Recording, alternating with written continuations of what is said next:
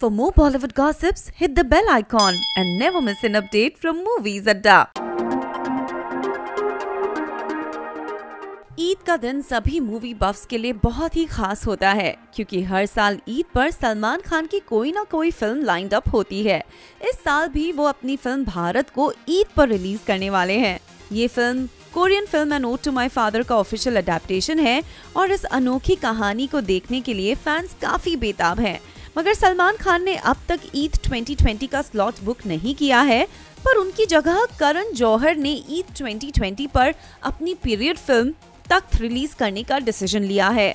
ये फिल्म एक multi starrer film है जो कि बहुत ही बड़े स्केल पर बन रही है। इस फिल्म को लेकर भी सभी के मन में काफी एक्साइटमेंट है। लेकिन अगर सलमान ने अपनी अगली फिल्म दबंग 3 या फिर किसी और फिल्म को ईद 2020 पर रिलीज करने का डिसीजन ले लिया तो बॉक्स ऑफिस पर होगा बड़ा धमाका। तो अब सबकी नजरें इस क्लैश पर गड़ी हुई हैं और ये देखना है कि ईद 2020 पर बॉक्स ऑफिस पर कौन सा सैलाब आने वाला है। तो ईद 2020 पर तख्त, दबंग 3 या कोई और फिल्म, आपकी क्या चॉइस होगी? नीचे दिए कमेंट सेक्शन में हमें जरूर बताएं।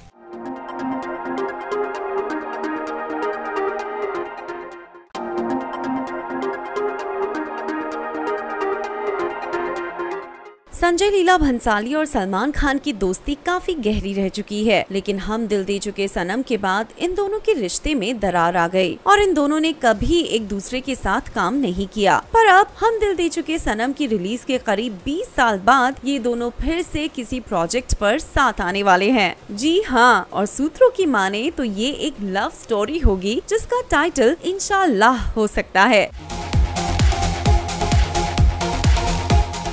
जी हाँ, सूत्रों के अनुसार ये कंफर्म हुआ है कि संजय के प्रोडक्शन हाउस ने इंशाल्लाह टाइटल रजिस्टर कर लिया है और ये जानकर तो ऐसा लग रहा है कि एक लंबे अरसे के बाद एक बार फिर हम दिल दे चुके सनम के एक्टर डायरेक्टर डुओ एक होने वाले हैं। संजय अपनी फिल्म्स को लेकर कितने परफेक्ट होते हैं ये तो हम सभी जानते हैं। ऐसे में वो स्क्रिप्ट कंप्लीट करने में कोई जल्दबाजी नहीं करेंगे और इस फिल्म की शूटिंग शायद सितंबर से शुरू होगी। अब अगर सब सही रहा तो हम सलमान खान को एक बार फिर एक ग्रैंड लव स्टोरी में देख सकेंगे। तो है ना ये एक मजेदार खबर? नीचे दिए कमेंट सेक्शन में हमें जरूर बताएं।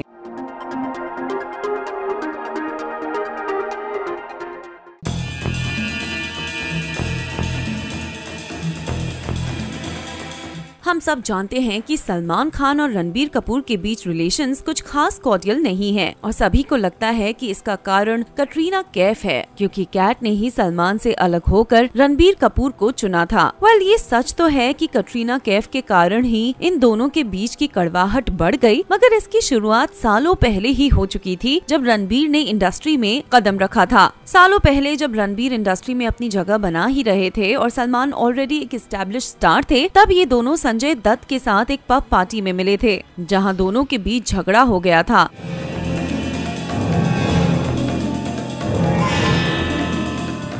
बात इतनी बढ़ गई थी कि सलमान ने रणबीर को कस के थप्पड़ मारा और बात बढ़ गई। संजय दत्त को सबके सामने जाकर इन दोनों को रोकना पड़ा, जिसके बाद रणबीर गुस्से में पार्टी से चले गए थे। बात इतनी बढ़ गई कि आखिर सलीम खान को रणबीर कपूर और उनके पिता ऋषि कपूर से माफी मांगनी पड़ी, जिसके बाद मामला ठंडा हो गया। इस बात को सालों बीत चुके हैं और ये दोनों अब अपने बीच के डिफरेंसेस को खत्म कर चुके हैं। लेकिन इस बात का खुलासा खुद रणबीर ने अपनी फिल्म संजू के प्रमोशन के दौरान किया था। तो अब रणबीर और सलमान के इस फेस ऑफ के बारे में आपका क्या कहना है? हमें जरूर बताएं।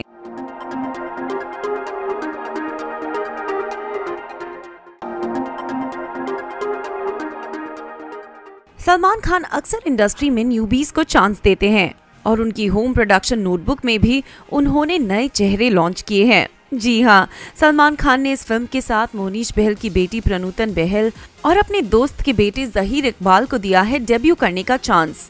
अब इस मूव से इंडस्ट्री को 2 नए जेम्स तो मिल ही गए, लेकिन साथ ही उन्हें डर है कि कंगना उन पर नेपोटिज्म का इल्जाम लगाएगी। ऐसे में फिल्म नोटबुक के ट्रेलर लॉन्च के बाद सलमान ने स्टेज पर इन दोनों डेब्यूटेंट्स की तारीफ की, कुछ हंसी मजाक किया और टीम को विश करते ही वहां से चले गए। इस मूव से मीडिया हैरान रह गई क्योंकि सलमान हमेशा इवेंट के बाद एक media question and answer round का हिस्सा होते हैं और दिल खोलकर बातें करते हैं। लेकिन इस बार सलमान ने ट्रेलर लॉन्च करते ही इवेंट से एग्जिट कर लिया और ये देखकर सभी को लग रहा था कि वो मीडिया को इसलिए अवॉइड कर रहे हैं कि वो कंगना के साथ नेपोटिज्म को लेकर किसी कंट्रोवर्शियल डिस्कशन का हिस्सा नहीं बनना चाहते हैं। तो सलमान के इस मूव के बारे में आपका क्या कहना है, हमें जरूर बताएं।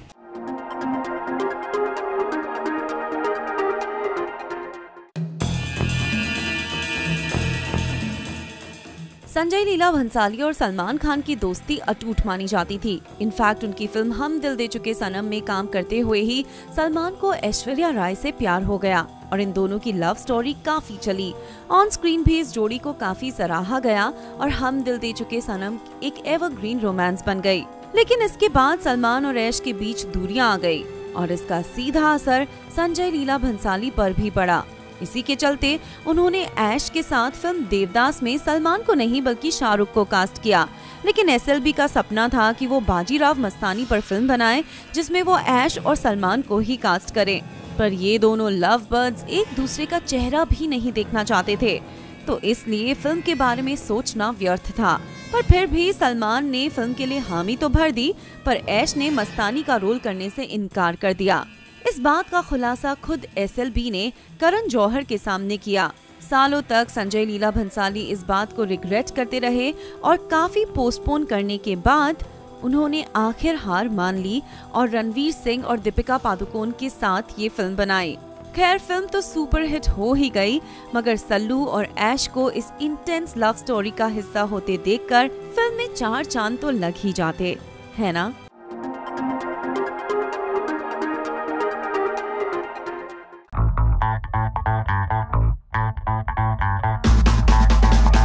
दो साल के लंबे गैप के बाद स्टार प्लस एक बार फिर celebrity dance show Nach Baliye को वापस ला रहा है। और गेस व्हाट, छोटे पर्दे पर सलमान की बढ़ती पॉपुलैरिटी को देखते हुए वो उन्हें अपने शो पर बतौर जज बुलाना चाहते हैं। इतना ही नहीं, सलमान खान के साथ साथ वो उनकी टाइग्रेस कटरीना कैफ को भी जजेस के पैनल का हिस्सा बनाना चाहते हैं। साल 2017 में सोनाक्षी सिन्हा, मोहित सूरी और टेरेंस लुइस नच बलिए 8 के जजेस पैनल का हिस्सा थे।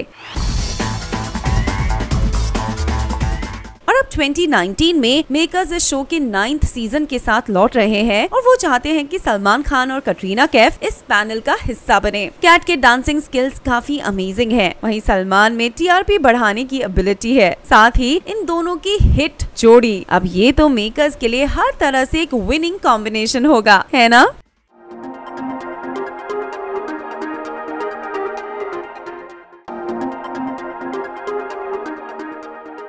सलमान खान के फैंस की कोई उम्र नहीं होती। इनफैक्ट उन्हें देखकर तो बच्चे, बूढ़े और जवान सभी इक्वली एक्साइटेड हो जाते हैं।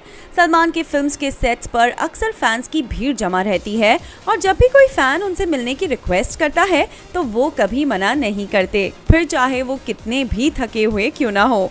सलमान खान के इसी एटीट्यूड के चलते इंटरनेट पर उनकी कई सारी फैन पिक्स हैं जिन्हें देखकर सभी खुश होते हैं। तो अब चलिए उनके इस प्यार भरे कलेक्शन में एक और एडिशन कर लेते हैं।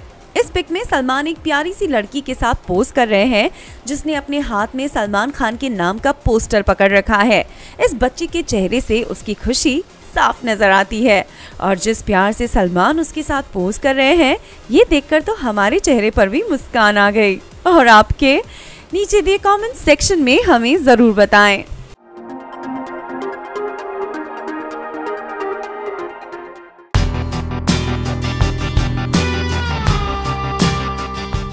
इंडस्ट्री में इन दिनों शादियों की लहर चल रही है और पिछले साल हमने दीपिका और रणवीर की शादी देखी और फिर उसके बाद निक जोनस और प्रियंका चोपड़ा, सोनम कपूर और आनंद आहूजा। अब इस लिस्ट को देखते हुए बॉलीवुड की टाइग्रेस भी शादी करना चाहती हैं। ये सच है। एक इंटरव्यू के दौरान जब सलमान की टाइग्रेस कटरीना कैफ से शादी के बारे में पूछा गया तो उन्होंने अपने जवाब से सभी को चौंका दिया।